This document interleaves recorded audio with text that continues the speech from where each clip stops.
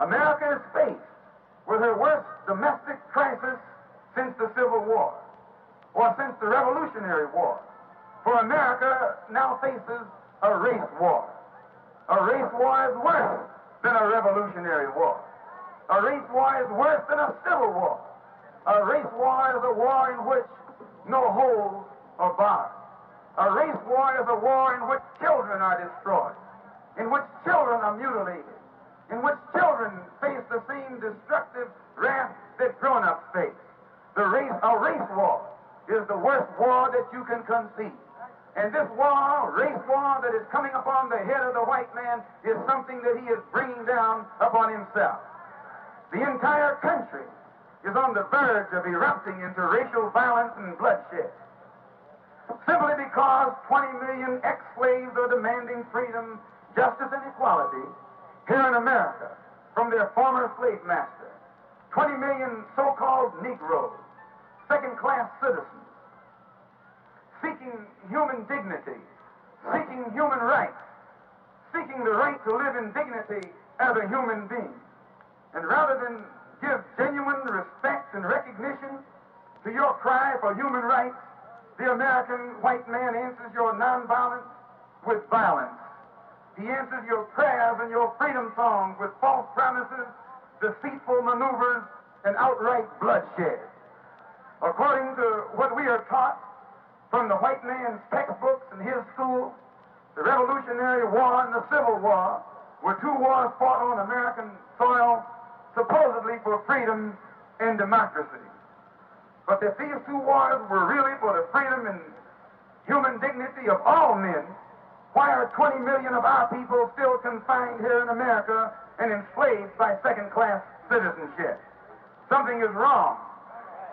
The truth is that the Revolutionary War was fought on American soil to free the American white man from the English white man.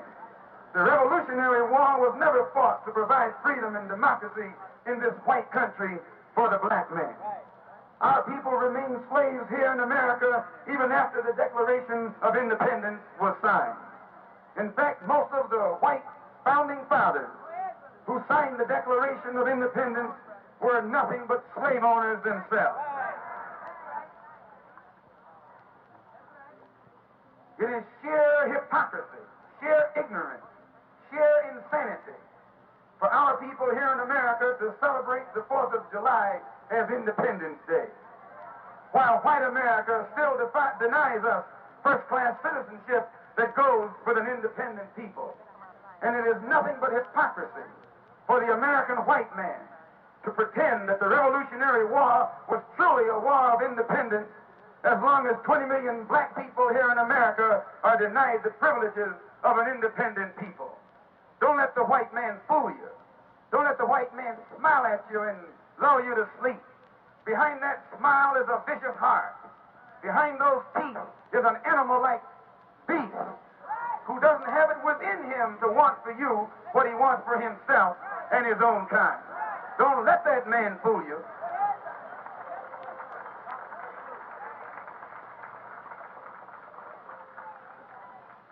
When you look at that man, you're supposed to see him for exactly what he is.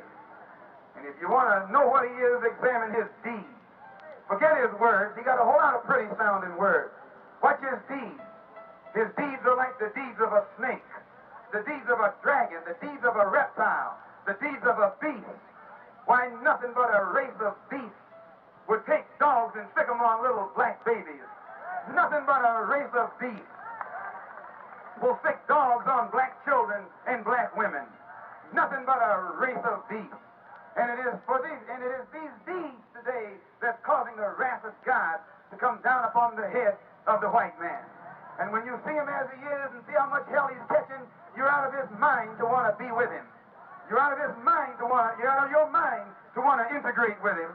And you're really out of your mind if you take time to forgive him and ask God to have mercy on him. No, ask God to judge him. Ask God to do unto him as he has done unto you.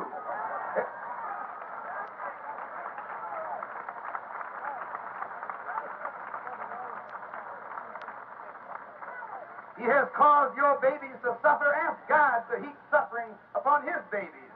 He has caused your women to suffer. Ask God to heap suffering on his women. He has caused all of our people to suffer. You can't deny that. You may not like my saying it, but you can't deny it. Why, you got scars and knots on your head from the top of your head to the bottom of your feet. And every one of those scars is evidence against the American white man and his inhumanity to man.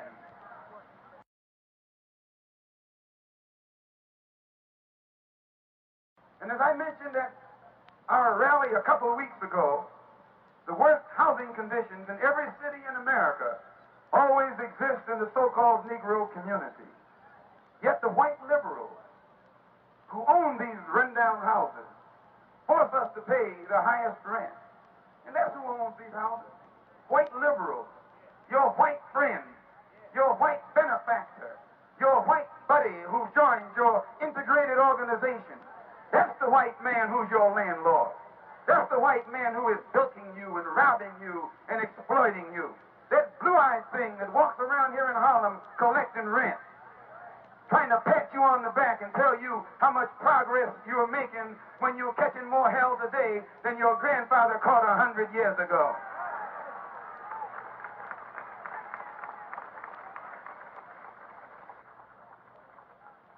You have to excuse me for being blunt speaking and frank talking. We don't care who likes it or not, as long as we know it's the truth.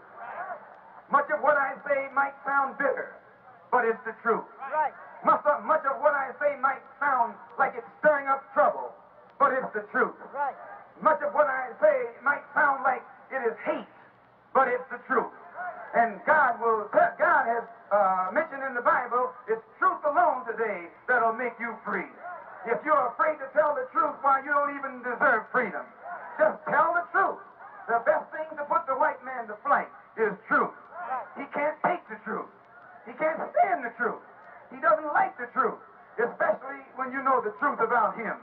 The truth about how he got those blue eyes, and the truth about how he got that stringy dog-like hair, and the truth about how his skin became as pale and pallid and sickly as it is. When you know the truth about how he got the way he is, you can run him down the street with nothing but truth. You don't need any blade. You don't need any switchblade. All you need is the truth. They put you in jail for carrying a blade, but they can't put you in jail for telling the truth.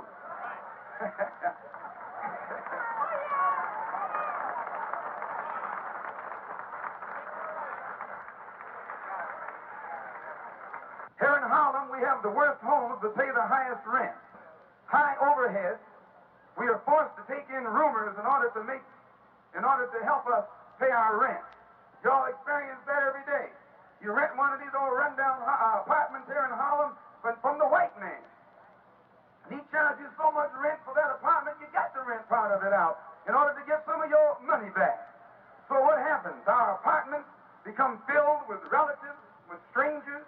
Our community becomes overcrowded, and these overcrowded conditions under which our people are forced to live eliminates all chance for a normal home, for a clean home, or for a healthy home. Your home soon becomes filled with cockroaches and rats who live better than you do. And because our children are forced to grow up in this overcrowded atmosphere, the lack of much-needed privacy destroys their sense of shame.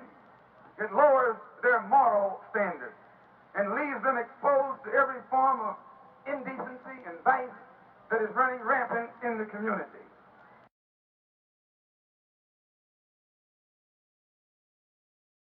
There'll be no skullduggery, no flim-flam, no compromise, no sellout, no control show, no false show. No, we either this or that. This or that. If you're wrong, you're wrong, and if you're right, you're right. And if the people down there are right, they don't have anything to worry about. But if they're wrong, they should be worrying. Because God is against ugly. God doesn't like ugly. When you get real ugly, God chastises. And he chastises you in a way that you least expect it. If he doesn't strike you, he'll strike your children. Right. He'll strike at you through the ones you love the most. You'll make your babies be born dead, and it will serve you right.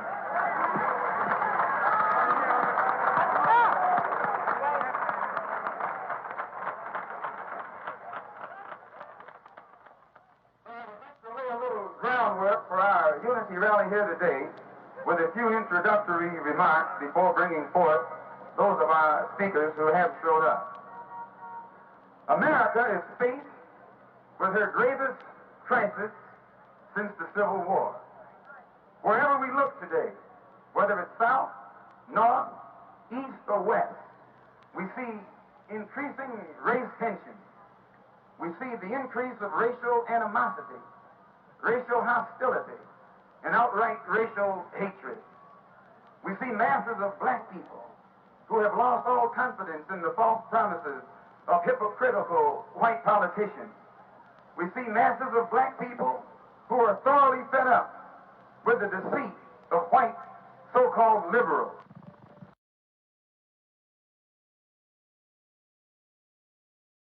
The Civil War was also fought on this continent, not to free the black slaves, as is commonly taught in the white man's schools, but the Civil War was actually fought to preserve the Union, preserve this country, keep it intact for white people.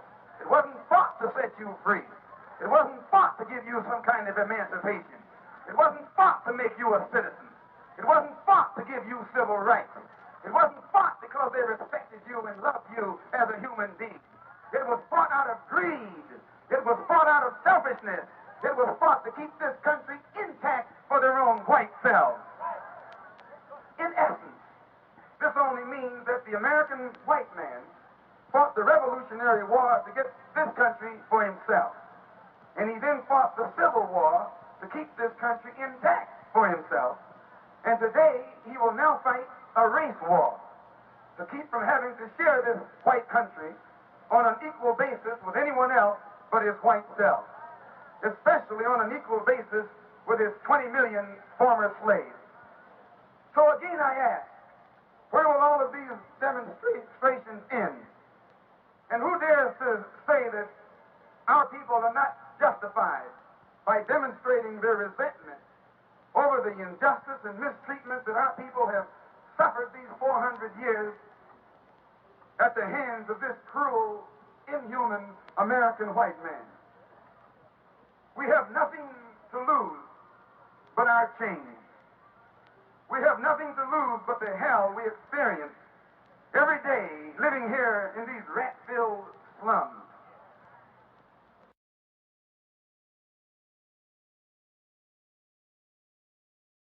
For 8 weeks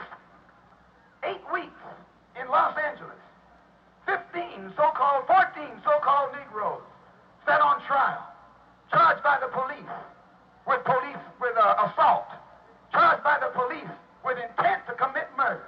You haven't read anything about it in the paper. You haven't seen anything about it and heard anything about it from these blue-eyed white so-called liberals. They quieted it down. They hushed it up. And none of the Negro leaders opened up their mouths during the trial. They were silent while they had a rally of 35,000 Negroes in one of those Wrigley Field in Los Angeles, while the all-white jury was in session. And not one of them came forth and mentioned what had happened to those 14 Negroes in that city. And they wonder why things are developing to what they are today. No, you don't get justice in court. A black man can't get justice in court. A black man can't get justice in the court system of America. And I'm telling you, the only way you get justice is in the street. The only way you get justice is in the sidewalk. The only way you get justice is when you make justice for yourself. You never will get justice in the white man's court. No, not me. I never want him to take me to court. I saw what he did with my brothers. I see what he has done with them right here in New York City. So make sure you obey the law. Make sure you never commit a crime. Make sure you never deviate from the law. But any time one of them puts his hands on you, take him off the planet. Take him off the planet.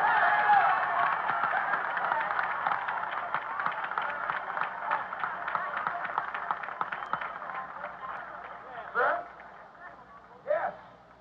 They're going to have a funeral in Harlem. Make sure they have a funeral downtown, too. 2 funerals at the same time. We want peace. We want justice. We want respect. We want to carry ourselves with dignity. But we don't want to walk around here in a police state giving people the right to think that they can take our life or break our limb or bust our head. And that's all that's going to happen from it. So I'm telling you, don't you ever expect justice in America. No, I'll tell you that if the man locked me up in the morning, don't expect any justice. And when our brothers, Rikers Island, city prison, filled with Negroes who become Muslims, want to stop drinking, want to stop smoking, want to pull the needle out of their arm, you think that blue-eyed thing out there will help them? No. He puts them in solitary confinement because they want to be Muslim. I'm telling you what Mayor Wagner does and what Governor Rockefeller does. That they're a race of devils. And I pray that God will strike them. Yes, I pray that God will strike them. Put death in their family, death on their relatives, and death on their friends. I pray that God will bring that on them.